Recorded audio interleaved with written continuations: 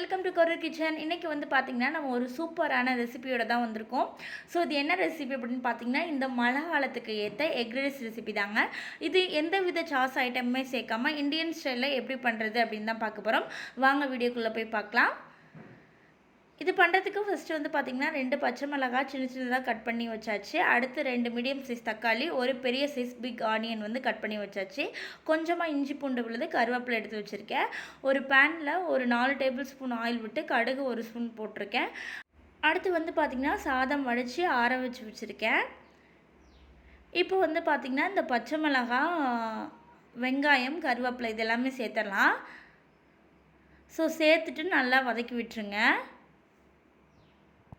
So இது நல்லா வதங்கினதுக்கப்புறம் பார்த்திங்கன்னா 1 ஸ்பூன் இஞ்சி பூண்டு விழுது வந்து சேர்த்துக்கலாம். ஸோ சேர்த்துட்டு இதையுமே நல்லா வதக்கி விட்டுருங்க. இந்த வெங்காயம், இந்த இஞ்சி பூண்டு விழுதோட பச்சை வாசனை இது ரெண்டுமே போகிற வரைக்கும் நல்லா நம்ம வதக்கிக்கலாம். அடுப்பு வந்து பார்த்திங்கன்னா நீங்கள் மீடியம்லேயே வச்சுக்கோங்க, ரொம்ப ஹையில் வைக்க வேண்டாம். அடுத்து வந்து பார்த்திங்கன்னா நம்ம கட் பண்ணி வச்சுருக்க தக்காளியுமே சேர்த்து நல்லா இந்த மாதிரி வதக்கிக்கோங்க. ஸோ இப்போ வந்து பார்த்திங்கன்னா நம்ம தேவையான அளவு உப்பு சேர்த்துக்கலாம். ஸோ உப்பு சேர்த்துட்டு நல்லா வதக்கிக்கோங்க.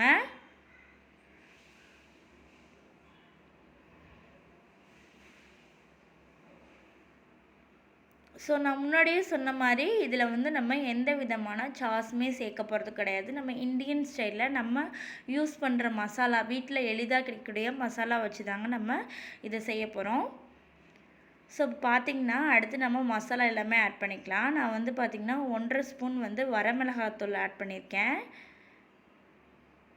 கொஞ்சமாக வந்து பார்த்திங்கன்னா மஞ்சத்தூள் வந்து ஆட் பண்ணியிருக்கேன். ஸோ அவ்வளோதாங்க, இந்த 2 மட்டும்தான் நான் ஆட் பண்ணியிருக்கேன். வேறு எந்த விதமான மசாலாவுமே நான் சேர்க்கல. ஸோ இப்போ நல்லா அந்த மசாலாவோட பச்சை ஸ்மெல்லாம் போகிற அளவுக்கு நல்லா கிண்டி விட்டுருங்க. அடுத்து வந்து நம்ம எக்கு சேர்த்துக்கலாம். ஸோ இந்த மசாலா நீங்கள் சேர்த்திங்கனாலே போதுமான அளவுங்க, வேறு எதுவுமே சேர்க்கணுன்னு அவசியம் இல்லை. இது வந்து பார்த்திங்கன்னா வீட்டில் ஈஸியாக நம்மளே கிடச்சிரும்.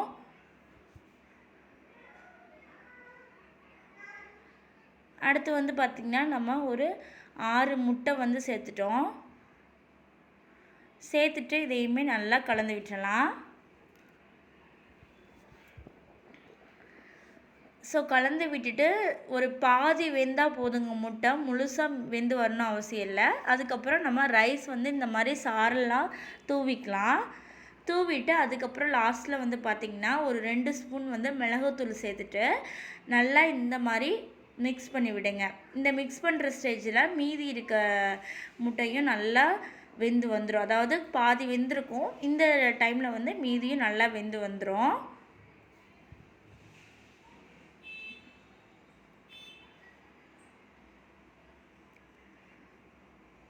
அவ்வளோதாங்க. கொத்தமல்லி தழை இருந்துச்சு அப்படின்னா நீங்கள் லாஸ்ட்டாக கொத்தமல்லி தழையை கட் பண்ணி கொஞ்சமாக இந்த மாதிரி தூவி விடலாம். என்கிட்ட இல்லை அப்படிங்கிறதுனால நான் எதுவுமே பண்ணலை.